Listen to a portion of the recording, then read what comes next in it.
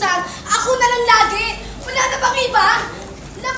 May labing dalawang dosena kami. Tapos ako na yung lagi nakikita. Nakakainis na talaga yung nanay ko eh. Away na naman kami ng anak ko. Paano ba naman sinasabi niya, siya na lang daw lagi, siya na lang, siya na lang. Bakit? Siyempre yung mga kapatid niya nasa school. Yung kuya at ate niya nagtatrabaho. Si Bunso hindi pa naman kaya magawa sa bahay. Kaya siya lang naman lagi mauutusan ko. Sana malaman niya yun. Alam niyo kung bakit ako nagkakaganito? Kung bakit ganito ang asta ng ugali ko? Ito ay dahil sa nanay ko. Oo, ang nanay ko. Ang nanay ko ang lahat. Nang dahilan kung bakit ako nagkakaganito. Sa lahat ng sermon niya, sabi niya, utos niya, hindi na ako. Eto pa, para nga siyang cellphone, isang daig na pa ang cellphone kumakaandi. Gabi ang utos, Lope, ugasan mo yung plato. Inugasan ko naman, hindi pa ako tapos magbanlaw. Lope, walis ka sa labas. Nakakakindi mga ganun na. Nakakainis na.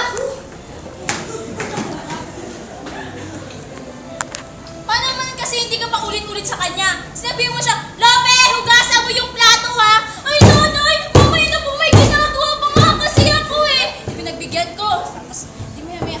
Lope, nahugasan mo na ba? Hindi pa po, sagit lang po, nay! Ay, ganyan siya lagi. Naku, tapos, kumot-kumot pa siya. Gaganyan-ganyan pa siya lagi. Tapos, pag inutusan mo siya, ayusin ang kunin mo ha? Mamaya na naman. Kaya akala niya siguro, sunod-sunod, paulit kasi hindi niya ginagawa yung unang gawain. Eto pa, sa isang mga ugali, pinainis ako sa nanay ko, napaka-pumangera. Pumangera. Pag-isip ko sa umaga, hindi pa ako nakakaunat, di ko pa natatanggal yung uta ko. Labi, hugas mo, nakakaring din na talaga. Tapos pag-isip mo umaga, hindi yung nanay. Hindi sasabihin na, Lope, ano sa tamo? Hindi, sabihin sa'yo, kaya nga minsan sinabi ko sa sarili ko, yung nanay ko yung alarm clock ko.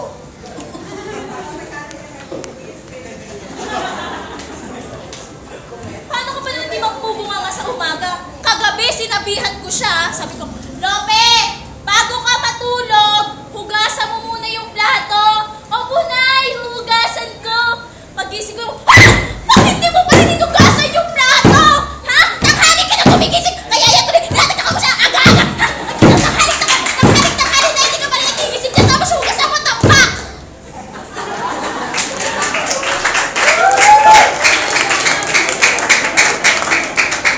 Yung nanay ko talaga napaka-stricto sa akin.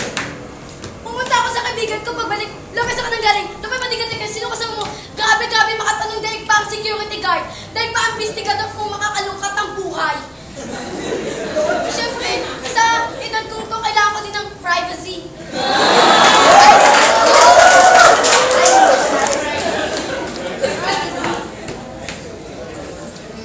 Siyempre, tayo mga nanay, nag-aalala tayo kung nasa yung anak natin.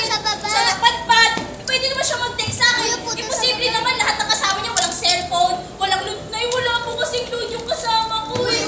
Imposible naman walang load, isa ilan sila.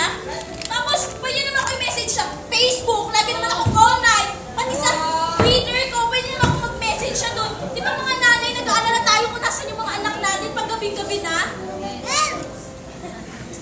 Yung nanay ko talaga napaka-kuripot. Kuripot. Pumunta kami sa Robinson, sabi ko, Nay, ganda naman Nay. 250 lang. Tapos sinabi niya sa akin, anak, alam mo naman anak, malapit na ang pasukan. Tuition ni Junior, budget natin, bagong uniform. Anak, may mura dun anak, pili ka. Yung gusto mura, isang gamit ang sira. Alam mo, kahit konti lang mag-differential yun. Puro budget. Wala naman ako nakikita sa mga binabudget niya eh. Tapos one time, kailangan ko bumili ng candy. Humingi ako ng piso. Nay, may piso. Anak, kailangan ng budget. Si Bunso, kailangan ng gatas. Wow, piso lang ha, wow.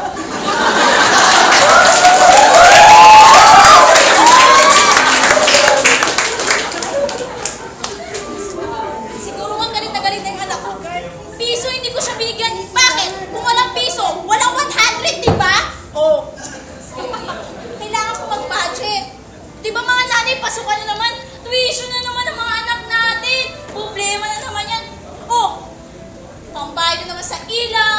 sa TV,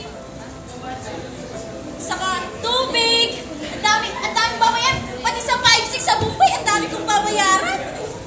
Tapos, syempre, kahit pa paano, gusto naman natin mabili yung mga gusto ng anak natin. Kaso, talaga pinabudget natin yung mga pera natin. Kahit na gusto natin. Nakakainis talaga. Inis na inis na ako ah. Yung nanay ko napaka-killjoy. May niligawan lang ako sa maganda. Sexy. Babae.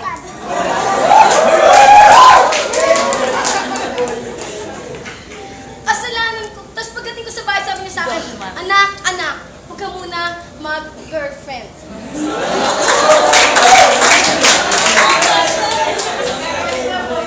Sabi niya sa akin, study first anak, study first. Kailangan yan, ayun na ipapamano ko sa iyo.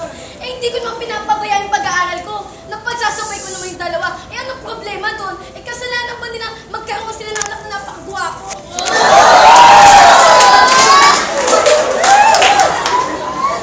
Nakakatawa na yung kay Derek. Nakamukha kay Mike Tan. Nakakulay kay Ryan.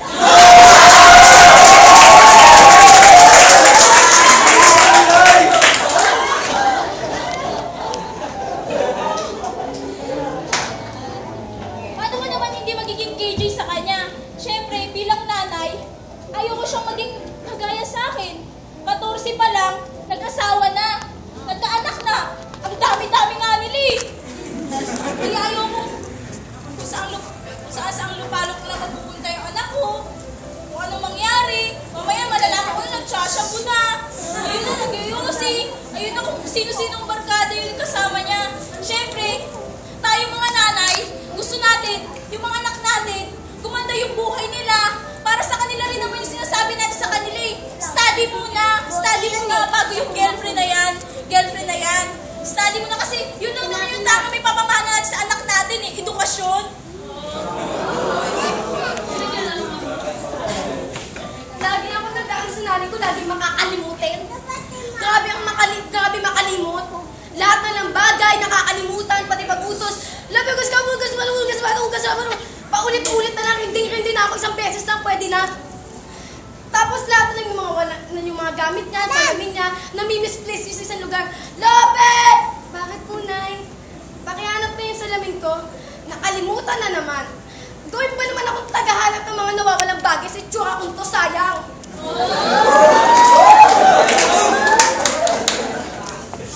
Ito pa yung kinalulungkot ko eh. Kalimutan niya na lahat. Huwag yung birthday ko. Lahat kalimutan niya, huwag yung birthday ko. Ayun yung lagi inaasahan ko na lagi niyang maalala. Kahit konting salo-salo, hindi man ako nag-expect ng grande. Gusto ko sama-sama lang. Batiin niya ako, masaya na ako doon. Eh pero, kung di ko pa pinaalala sa kanya yung gabi, hindi niya pa maalala na birthday ko. Nakakainis yung mga ganyang nanay. Siguro, galit na galit na yung anak ko sa akin. Siguro sa sobra kong makakalimutin. Habang tumatanda sila, tumatanda din ako. Sa dami kong iniisip, sa sobrang stress, hindi ko na alam kung anong gagawin ko. Minsan nga, birthday niya, akala niya siguro, nakalimutan ko na. Pero hindi ko na lang sinabi sa kanya. Kasi, alam ko, wala lang akong sapat na budget para kahit sa kaunting handaan lang ako siya. Pati nga birthday ko, hindi ko na lang inaalala eh.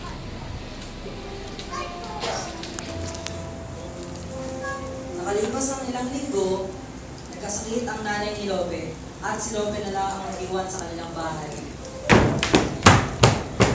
Nay! Kakagaling ko na po sa pamamalengke. Oo nga pala, Nay. Bago umalis, nahugasan ko na po yung plato, naitisan ko na rin po yung kaldero, nakawalis na ako sa labas, nakapaglinis na ako sa loob, nakapaglampaso na ako ng sahig, nakapaglinis na rin ako ng CR. Pinash ko nga po, kinuskus ko din po yung bag. Medyo may madikit eh. Pero alam niyo na yun, Nay. At saka, Nay, naglaba nga po pala ako. Ang sakit pala talaga sa likod yung magtiga ka, magbanlaw ka at magsampay ka. Lalo pat yung sa bahay mo na pagkataas. Nay! Diyan lang kayo, Nay. Magluluto po ako, Nay. Sige po. Ganito pala kahirap ang ginagawa ng mga nanay, ng mga mami, ng mga mother natin. Ngayon ko lang na-realize lahat ng paghihirap nila, lahat ng sakripisyo nila, lahat ng pagod nila, lahat ng pawis nila. Hindi nila sinasabi yan sa mga anak nila. Hindi nila inaalintana yan. Makita lang nila yung pamilya niya, yung anak niya na masaya, na maayos ang kalagayan. Masaya na siya doon. Napapawi na lahat ng mga nararamdaman niya. Kaya, todong lungkot ako yung nalaman ko na sayang yung mga pagkakataon na binigay sa akin ng Diyos, yung mga oras at panahon. E di sana, minahal ko na yung nanay ko. E di sana, sinil ko na yung utos ko. E di sana, pinaramdam ko na yung pagmamahal na dapat kailan pa naramdaman niya na mula sa akin.